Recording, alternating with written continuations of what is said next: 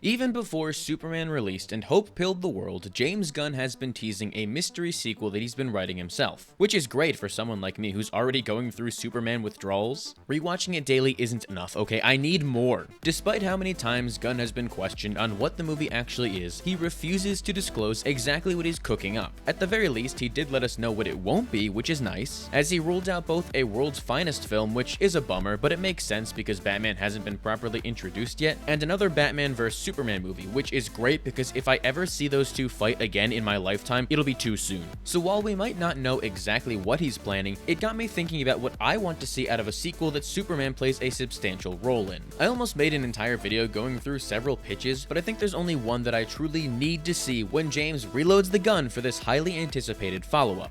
Superman 2 should be a team-up with Supergirl against Brainiac.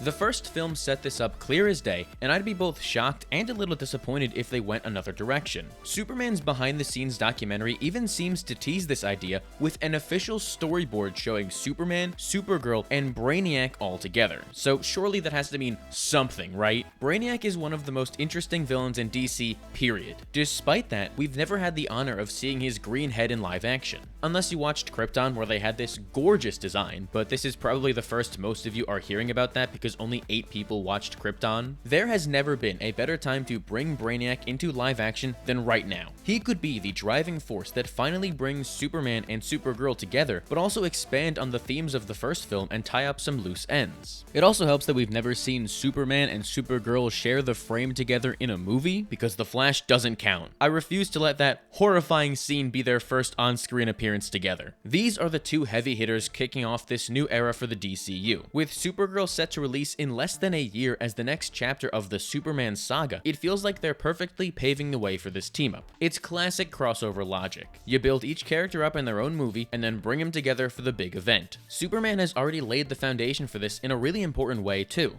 Gunn made it a point to humanize Superman as much as possible in his film, and rightfully so, might I add. The last decade has trained casual audiences to perceive Superman as an unstoppable god that was above everyone else. And so many other things I'm going to bite my tongue about because kindness is the new punk rock, and I'm not trying to start taking shots. It was incredibly important and necessary to show people that Superman is vulnerable both emotionally and physically to really sell him as this symbol of hope. I'm very glad the movie uses Ma and Pa Kent to emphasize this as Clark gets in touch with his humanity, learning that his people don't define him. But here's the thing. The small problem with that take on the character is that Superman is now disconnected from his Kryptonian heritage. Part of what makes the character so interesting to me is that, on top of being the champion of the oppressed, Superman is the man of two worlds. It's his humanity and his Kryptonian heritage that shaped him into the hero he is today. He wouldn't be the person he is without either of them. The whole point of that final speech Clark makes at the end of the movie is him coming to terms with that very idea. He directly rebukes Lex's argument and makes it clear as day that while he is an alien, he still shares the same traits as humanity. That Lex's dehumanization of aliens isn't valid and that he's not an it. He's a person with real feelings and deserves to be treated as one. I think it's important that a sequel continues to build off of that idea and explore Superman's Kryptonian heritage.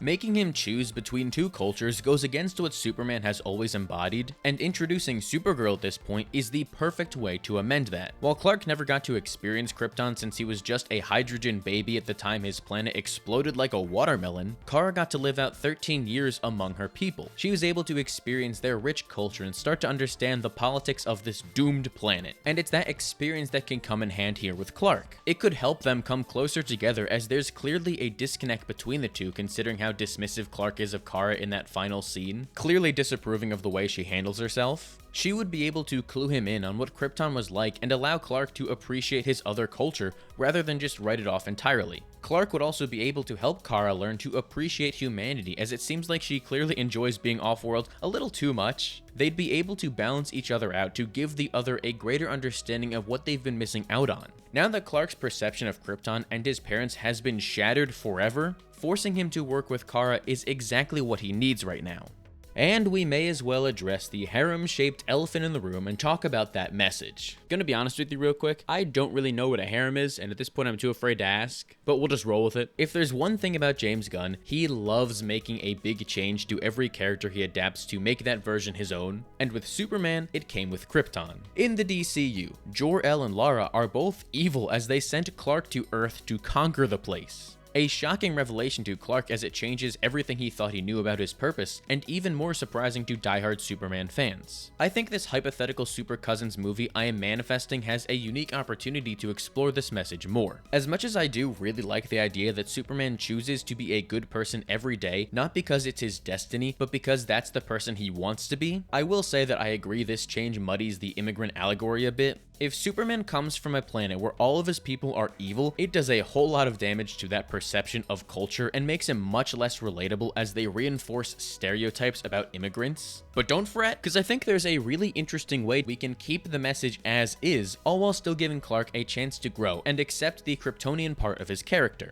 I know a lot of people are clamoring for Brainiac to be behind this message, and as much as I'd be interested in that, I don't want to undercut the story of that first film by immediately retconning the inciting incident. Also, I genuinely don't understand why Brainiac would even bother doing that. His whole thing is preserving knowledge, not altering it. My main issue with the message is how vague it is. Despite how clear Jor-El was about ruling without mercy, we have no clue if this is how the entirety of Krypton operated or not. We're only seeing one perspective, and because of that, it's painting all of Krypton like this. My proposition is that this sequel reveals only the House of El were unhinged on Krypton. They could be the radical elites that had this dangerous message and wanted to preserve their culture at all costs, while the rest of their society is pretty normal. I mean, as normal as you could be when everything is made of crystals. There needs to be a lot more nuance than that and show that, like all other cultures, Kryptonians have some good and some bad aspects. With the House of El being this radical subgroup of a rather kind race, it presents a new lens for Clark to see his history through, thanks to Kara.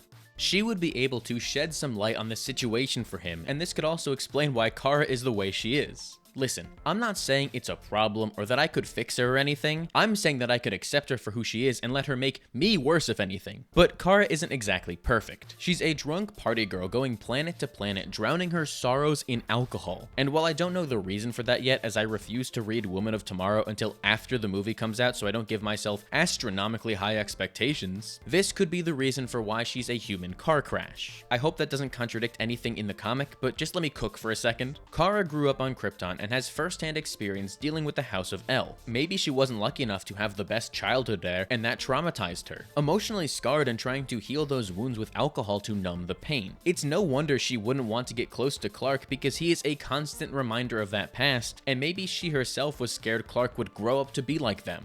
And because of that secret, Kara couldn't get close to Clark since she didn't have the strength to tell him about his true purpose. Instead of breaking the bad news and shattering this little kid's heart, she remained distant and continued to use alcohol to cope. A tactic that has historically never backfired. It immediately creates this interesting dynamic between the two as Kara withheld this life-changing information from him, but for good reason, even if it did make her a walking disaster in the process. It's also the natural next idea to explore after Clark was clued in on the message. He'd obviously want to know if she was aware of that past, forcing her to admit the ugly truth she's been hiding. Their family bond is tested with this new layer of tension added that would be a really fascinating theme for a movie. Plus, Kara is given a deeply traumatic backstory and a sense of responsibility that she is rejected for all these years, which gives Clark something to help her with. For this movie to work, both Kara and Clark need to learn something. It's basic storytelling 101. You gotta let characters grow. At least I think it is. I took one film class in college. I still have no clue where Woman of Tomorrow will leave Kara's character as I haven't read it in the last 2 minutes, but I think she needs someone like Clark in her life. A kind soul with only good intentions that can help her get back on track, showing her the beauty of humanity and that they aren't anything like she was taught, letting her discover the touching highs and important lows of what it's like to live on Earth, giving her a new appreciation for the people she's been so scared to embrace. At the same time, Kara is able to give Clark a greater understanding and appreciation of Krypton, and the best way to do that is with Brainiac. Yes, it's finally time to talk about Brainiac after mentioning him up top and then never again. I'm sorry I get caught up in the character arcs too much, I can't help it. But you can't have those moments without someone there to bring these two together, and that's where Brainiac comes in. An alien android with 12th level intellect obsessed with collecting all knowledge in the universe by preserving entire civilizations in little bottles. And right now is the best possible time they are ever going to get to introduce him. Have it be so the events of Superman alerted Brainiac of Earth's presence in the grand scheme of the universe. He detected that tear in reality and figured it was worth preserving humanity before they destroyed themselves. That gives us our inciting incident for this film and instantly creates an exciting conflict for both Superman and Supergirl to solve. Then, right when it seems like they're about to destroy Brainiac a little too conveniently, they realize just how much life he's hoarding on his ship. A new problem arises as they're unable to stop him without letting billions die in the process. And it becomes even more complicated when Clark learns of the existence of the bottle city of Kandor. Despite looking like a futuristic diorama, Kandor was an incredibly important city on Krypton before Brainiac just kinda stole it. I don't really understand the implications of that or how it's even possible, but this is the superhero genre, okay? Nothing is supposed to make sense. He's kept it shrunk down and trapped in this little bottle like a trophy ever since, and that's exactly what a sequel needs to introduce. Now that Clark is in a place of uncertainty regarding his Kryptonian heritage, he'd be able to enter Kandor and get first-hand experience of what Krypton was actually like. You could even do something really fun where Superman needs Lex's help in order to stop Brainiac and save Kandor to show just how desperate the situation is, treating him as this Hannibal Lecter figure that Clark has no choice but to ask for help. You know things are bad when Superman is asking Lex Luthor for help and Lex is going out of his way to help him and save Kryptonians. Then, once Clark is able to actually explore the city at the end of the film, he can gain a newfound love of Kryptonian culture, no longer burdened by the weight of his parents' message and able to appreciate who his people truly were, and becoming the hero of two worlds he was always meant to be. Kara would also be able to gain a sense of closure as well, knowing that the society she loved is still being preserved for the future, and that a trip back home isn't impossible anymore. It's the natural next step for both of these characters, and Brainiac is the guy to force them to take it. With a character like Brainiac, I think it's important to ground the story emotionally. You won't care about Metropolis and Earth at stake if you don't care about the people who inhabit the place. That means that we have to find a way to give characters like Lois, Jimmy, and the entire Daily Planet staff something to do. Admittedly, I've been struggling with that a bit since Brainiac is such a cosmic threat, but I think I finally cracked it. Metropolis has been trained to think that Superman is an outlier among a race of evil aliens, so when Kandor is at stake, they're gonna need a reason to care. That is where Lois and Jimmy come in, as they can shrink down to investigate Kandor and report on the whole story. Jimmy documents their civilization while Lois gets the story on their culture. It's a way to break down that barrier on immigration and show that these people don't deserve to be walled off from the world when they are looking for sanctuary. Another route for some very timely political commentary there as well. As for Superman, I definitely think we need to see more Clark in this film. Let me see him struggle with this dual identity more and more, trying his best to live a normal life when the world needs him at all times. Debating if he should abandon being Clark Kent entirely when the weight of the world is on his shoulders. That struggle to balance his secret identity is a great contrast to Kara not even having one, as he's able to help her establish a presence on the planet for herself. And in doing so, he sees why it's so important to live that dual life and let himself be happy in the brief moments he's actually able to. I also think that an added benefit of introducing Brainiac is that he is such a comic book character, and I mean that in the most complimentary way possible. One of the strongest aspects of this first Superman film is how it felt like a comic book come to life. Bright and vibrant colors to match a movie that was shot in such a dynamic way to replicate these larger-than-life splash pages of the comics. Look at this shot right here and tell me it isn't the most comic book inspired shot in the superhero genre. Don't actually tell me because I can't hear you and you'd be wrong anyways, but come on, this is incredible.